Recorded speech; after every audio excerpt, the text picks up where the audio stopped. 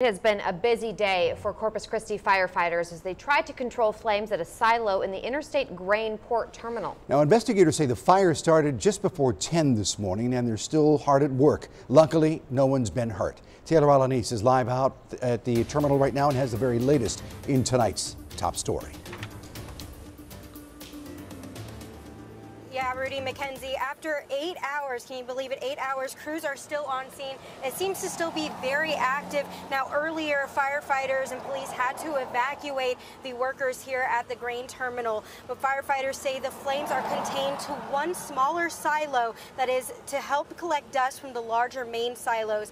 Now, what's dangerous here is the dust, of course, which is extremely flammable. A single spark from any kind of machinery can cause everything to go up in flames. But crews seem to have it under control. Officials say there is no fear of it spreading to any of the other 89 silos. They're all contained within the silo. In areas where they have silos, there's typically poor locations for fire hydrants, so there's always a water supply issue, and just actually getting to the fire is actually pretty difficult.